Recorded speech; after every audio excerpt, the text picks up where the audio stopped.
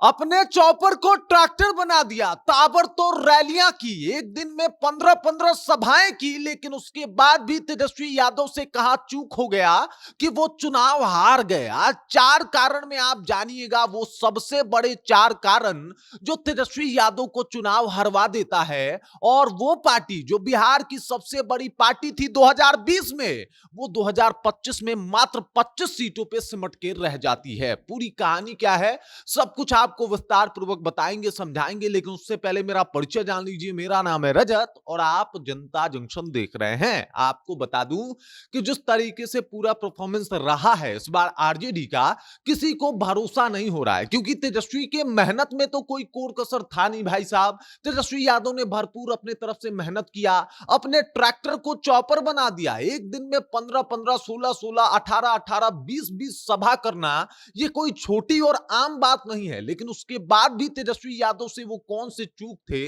जो हो गए, जिसका परिणाम ये रहा कि आरजेडी मात्र 25 सीटों पे जो है वो सिमट के रह गई। मात्र कितनी सीटों पे? 25 सीटों पे सिमट के रह गई, वो भी 2025 में। मतलब ये साल 2025 है, सीटें आई 25 हैं। और इस वजह से कारण जानना बहुत ज्यादा इंपॉर्टेंट हो जाता है। तो पहला कारण यह है कि कांग्रेस को ज्यादा तवज्जो दे देना। वो कांग्रेस जो बिहार में अपनी विरासत खो चुकी है, वो कांग्रेस जो अपनी पहचान बनाने में लगी हुई है, और वो कांग्रेस जो वोट के लिए राहुल गांधी को मैदान में उतारती है और राहुल गांधी तालाब में कूद के वोट नहीं बल्कि मछली पकड़ने में लग जाते हैं। भाई साहब, उनका इस बार माहौल था नहीं। और कांग्रेस का लचर प्रदर्शन, मात्र 6 सीट जीतना, ये अपने आप में दिखाता है कि भाई साहब दुनिया भर का सीट चाहिए, फलानवा वाला कुर्सी चाहिए, मुख्यमंत्री भी आपका अपना ही चाहिए था एक टाइम, और आपका जब परफॉर्मेंस होता है तो मात्र 6 सीटों पे आप सिमट जाते हैं। तो सवाल तो पूछा जाएगा कि आपका इतना बेकार परफॉर्मेंस क्यों रहा, और इसी बेकार परफॉर्मेंस की वजह से कांग्रेस का यह हाल हुआ।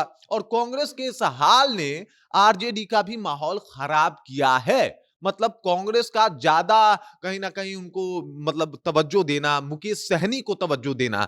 मुकेश सहनी उतना सीट भी डिजर्व नहीं करते थे। सोचिए 15 सीट दिया जाता है, कुछ कर नहीं पाते। ऊपर से उप मुख्यमंत्री पहले ही मांग लिए, जिसको लेके मुसलमान नाराज हो गए कि भाई 18% हम हैं, हमको कोई पोस्ट, कोई पद दिया नहीं जा रहा। और सहनी साहब को उप मुख्यमंत्री एक साथ अनाउंस किया जा रहा है कि जब तेजस्वी यादव मुख्यमंत्री बनेंगे तो मुकेश सहनी जो है वो उप मुख्यमंत्री बन जाएंगे। इस सबका एक माहौल बना, जिसका परिणाम यह रहा कि तेजस्वी यादव को 25 सीटों पे सिमटना पड़ा। आरजेडी इतना खराब प्रदर्शन करी, इसमें सहनी साहब और इसके अलावा जो है वो कांग्रेस का बहुत बड़ा भूमिका है, राहुल गांधी की बहुत बड़ी भूमिका है। ये दोनों मतलब अपना सीट तो हारे हैं, तेजस्वी यादव को हरवाए भी हैं। मतलब आरजेडी का पर्सनल लॉस हुआ है इन दोनों से, और ये सब कुछ प्रूफ हो गया। मुकेश सहनी और राहुल गांधी ने ये सब कुछ किया है मिलके, और यही इसी वजह से जो है ये हालात ऐसे बने हुए हैं। मुकेश सहनी और राहुल गांधी दोनों साथ में तालाब में कूद के मछली पकड़ रहे थे,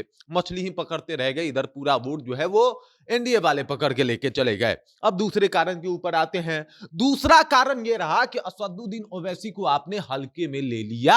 आपको नहीं लेना था असद साहब को हल्के में। अगर आप असद साहब को हल्के में ले रहे हैं बिहार में, तो वो दिन गए भाई साहब। उन्होंने 2020 में ही प्रूव किया था, 2020 में ही प्रूव कर दिया था कि भाई साहब इनमें दम है। और जब ये 5 सीटें बिना आपके सपोर्ट के जीते, तो आपको समझ जाना चाहिए था कि मुसलमान इनको अपना लीडर मानता है। आपके मानने और ना मानने से कोई ज्यादा अंतर पड़ने वाला नहीं था। लेकिन उसके बाद भी जब तमाम तरीके की कोशिश की गई, असदुद्दीन ओवैसी का बयान है कि भाई साहब हमने पहले मांगा, पहले कोशिश किया, लेकिन जब 5 ग्राम भी आप नहीं दिए तो फिर महाभारत होना निश्चित था। फिर महाभारत हुआ, और परिणाम सबके सामने है कि बिहार में किस स्थिति में पहुंच गया आरजेडी। ये 25 सीट इसलिए भी हारा क्योंकि असदुद्दीन ओवैसी साथ नहीं थे। अगर असदुद्दीन ओवैसी साथ होते तो आप समझिए इस बात को कि आप जोकीहाट तो आपके खाते में जाता, बलरामपुर आपके खाते में जाता, महुआ आपके खाते में जाता, लेकिन ये सब सीट आप हारे। हसनपुर आपके खाते में जाता, लेकिन ये सब सीट आप इसलिए हारे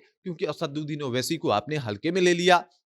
और जब आपने हल्के में लिया, तो भाई ये तो तय था। बलरामपुर का ही एक आंकड़ा देख लीजिए, कटिहार का बलरामपुर जो विधानसभा है, वहाँ पे हार-जीत का फासला मात्र 300 है और असदुद्दीन का कैंडिडेट वहाँ से चुनाव चुनाव लड़ता है और 79,000 वोट लेके आता है। अगर असदुद्दीन ओवैसी साथ होते, तो ये आंकड़ा 1.5 लाख पार होता। 1.5 लाख वोट जो है वो आपको मिलते, आप 70-80 हज़ार वोटों से जीतते। लेकिन देखिए स्थिति क्या हो गई, इस तरीके से आपको हारना पड़ा। उसके बाद आप असदुद्दीन ओवैसी को हल्के में लिए, परिणाम ये हुआ कि आपके साथ ये हो गया। उसके बाद आपसी कलह, भाई साहब आपने तेज प्रताप यादव को इग्नोर कर दिया। अब तेज प्रताप यादव टूटे तो उसका इंपैक्ट आरजेडी के ऊपर पड़ा। घर में कलह है, सीट बंटवारा हो नहीं पा रहा, आप आपस में लड़ रहे हैं कि सीट किसको कहां पे देनी चाहिए, ये तमाम बातें हो रही हैं, आपसी कलह बना हुआ है। तेज प्रताप यादव अलग आपके लिए प्रचार प्रसार कर रहे हैं, इसका इंपैक्ट पूरा बिहार पे पड़ेगा ना। एक टाइम पे तेज प्रताप यादव बिहार का पूरा संपत्ति अपने साथ लेके घूम रहे थे भाई साहब, वो आज भी है उनके साथ, और ये इसलिए है क्योंकि उनको पार्टी से निकाला गया था, वो अकेले सब कुछ कर रहे हैं। और सबको पता है जब इंसान अकेला पड़ता है तो सहानुभूति देने के लिए बहुत लोग आते हैं। तेज प्रताप यादव के साथ भी गए, तो वो सिर्फ महुआ के लोग नहीं गए, बल्कि वो छपरा के लोग भी गए, वो गोपालगंज के लोग भी गए, वो जो है वो जोकीहाट के लोग भी गए, वो जो है वो महुआ के लोग भी गए, वो हसनपुर के लोग भी गए, और इसका नुकसान आपको हर जगह झेलना पड़ा, हर जगह आपको इसका नुकसान हुआ। आप 10 सीट, आपका 10 वोट कटा, वो तेज प्रताप यादव के नाम पे कटा। क्यों कटा? क्योंकि आपका एक आपसी कलह जो है इस पूरे चुनाव पे हावी रहा, और वो टाइम टू टाइम दिखता रहा, जो लोगों की नजर में खटकता रहा कि भाई साहब ये क्या है। और इस तरीके से लोगों ने मतलब कहीं ना कहीं इस बात को के इम्पैक्ट को भी देखा। अब आ जाते हैं चौथे कारण पे, लेकिन ये कारण बहुत अहम है।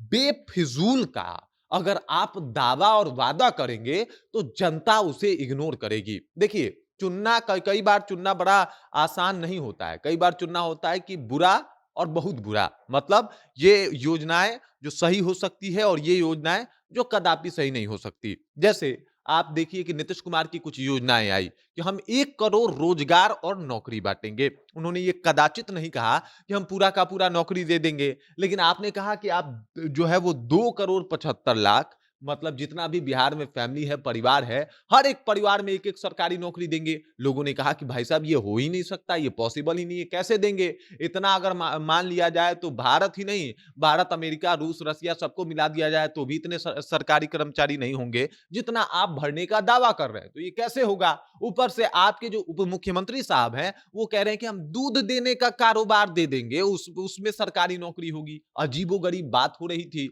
और ये जो बेवजह की योजनाएं थी, बेतुकी योजनाएं थी, उसको लोगों ने सिरे से खारिज कर दिया कि भाई साहब ये योजना इंपैक्ट डाल ही नहीं सकता, और ऐसा योजना जो है वो एग्जीक्यूट नहीं हो सकता, तो इस योजना को ले जाइए अपने साथ रखिए। उसके बाद आपने कहा कि 2500 रुपए देंगे। लोगों ने कहा कि ये 2500 रुपया पॉसिबल नहीं है, लेकिन जो नीतीश कुमार 10-10 हजार दे रहे हैं कि भाई हम 10-10 हजार रुपया देंगे, और वो भी कब तक, जब तक आप कुछ रोजगार नहीं पा लेती। 1 लाख तक का जो है वो हम लोग ऐसे करेंगे, फिर 2 लाख का टर्म्स अलग रखा।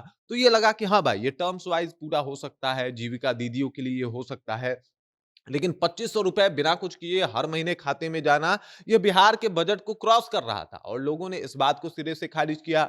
ऊपर से मुफ्त आपको बिजली भी देना था, तो लोगों ने बोला कि इतना मुफ्त कैसे हो पाएगा, ये सारी चीजें कैसे हो पाएगी, और इस वजह से तेजस्वी यादव को नकारा गया। आज तेजस्वी यादव 25 सीटों पे है। कुछ इनके गलत निर्णय जो है वो इसके लिए जिम्मेदार हैं। देखिए, तेजस्वी यादव के मेहनत पे कोई सवाल नहीं खड़ा किया जा सकता, लेकिन तेजस्वी यादव का इम्पैक्ट, तेजस्वी यादव का जो बातें थी वो उतना इम्पैक्टफुल नहीं थी, उस तरीके से नहीं थी। और ऊपर से कांग्रेस और मुकेश सहनी की पार्टी, भाई साहब 4 चांद लगा दी हैं। मतलब इस परफॉर्मेंस को बिगाड़ने में इन दोनों का हाथ सबसे बड़ा है। ये जान लें तेजस्वी यादव, तो उनको अब समझना पड़ेगा कि अगर अगली बार चुनाव लड़ना है तो कैसे लड़ना है, और किस पार्टी को कितना तवज्जो देना है। बाकी इस खबर, इस जानकारी को लेकर आप क्या सोचते हैं, आपके जहन में क्या कुछ चल रहा है, कृपया कमेंट कीजिए और अपना विचार हम तक पहुंचा दीजिए। बाकी आप देख रहे हैं जनता जंक्शन, और मेरा नाम रजत है।